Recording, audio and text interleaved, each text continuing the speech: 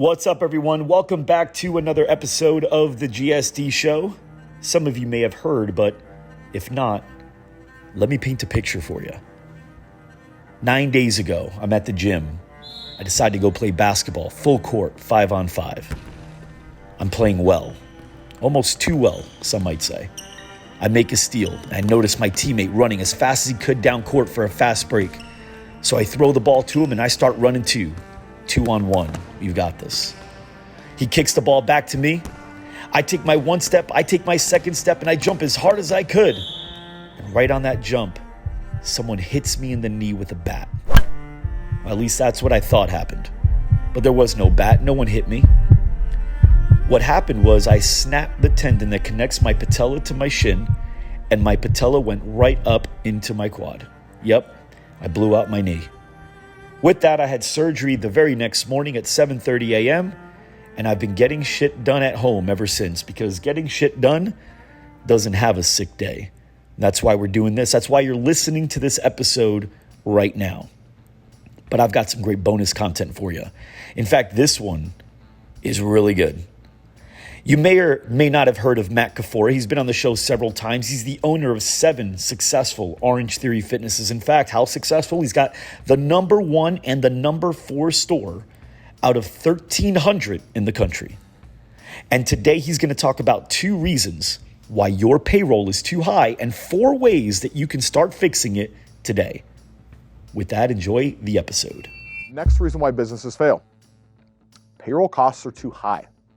Right? There's been a lot of questions about this in the Facebook group. What should my payroll cost be? I just shared with you guys how we're looking to, alter or address or decrease payroll costs while still improving or keeping that member experience.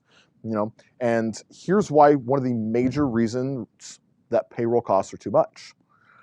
We allow underperformers, right? So when we can remove the emotional piece of this, we look at these underperformers and we look at people on our team, and they might be fantastic people, just really, really great people. Maybe they've been with you for years. Maybe they are now become friends of yours. Maybe they're family. Whatever that might be, they're great people. But if they're underperforming based on the needs of the business, they're great people, but financial liabilities. Right? So we talk about quotas. You guys hear me beat up that word all the time. And there's a reason, because if we are consistently keeping underperformers on our team, our payroll cost is too high and we are not getting the return from those individuals.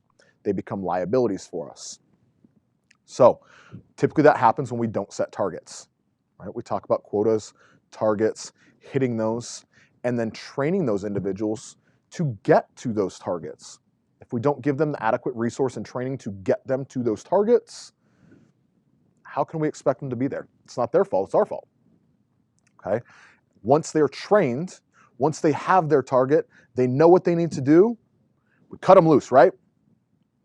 Yeah, but we cut them loose and then we corral them in with some accountability and keep prodding them along, right? It's our job not necessarily to be their friends, but it's our job to get them to their goals, right? So oftentimes the mindset shift needs to come from our team.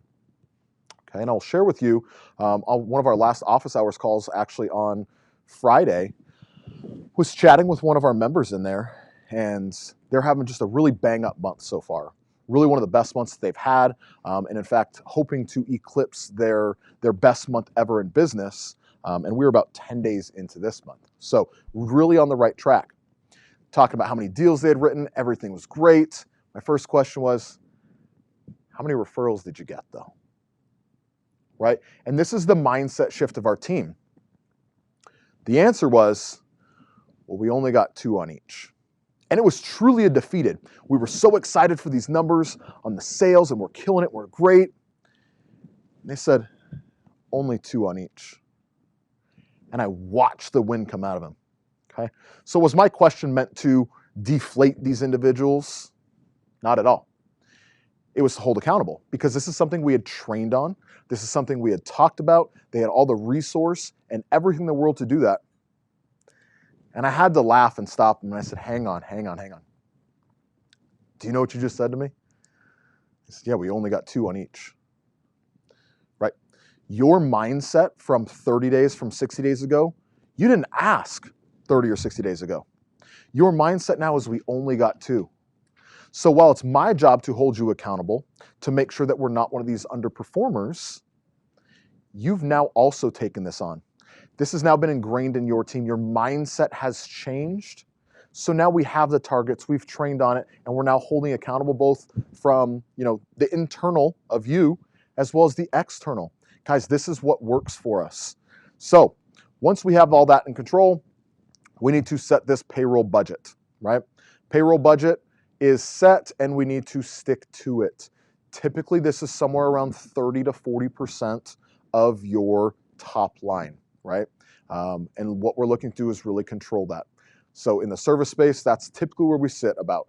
Obviously, the lower that you can drive that number, the better. And this is why when we talk about compensation plans, I like to go a little bit lighter on the salary, a little bit heavier on the production side of things, and allow individuals then to write their own paycheck. Now, when I'm setting my budget, I am looking at the salary as the budget because I know that's a guaranteed out. I can kind of approximate or estimate the commissions and bonuses, and that's kind of what I play with. But for the most part, I look at the salary, and that's where I go from there. So what we're doing is reviewing those numbers monthly, right? We talk about our monthly financial reviews. Who closes out their books and reviews their numbers at the end of every month? Yeah, right? Jim talked about it. Own your numbers. If we don't know what our numbers are, how do we expect to win, right? It's kind of like playing a game and not keeping score. Why would we do it? Okay, same thing with quarterly financial reviews. Guys, we're looking at trends here.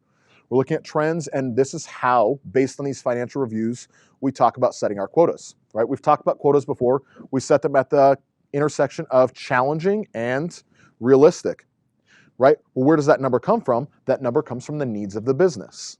So these monthly financial reviews and quarterly financial reviews really help to dictate the needs of the business.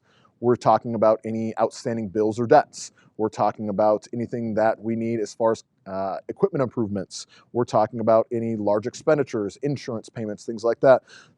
Based on what the business needs is where our quotas come. So solution is set that budget and stick to it, and then let's perform those monthly and quarterly financial reviews.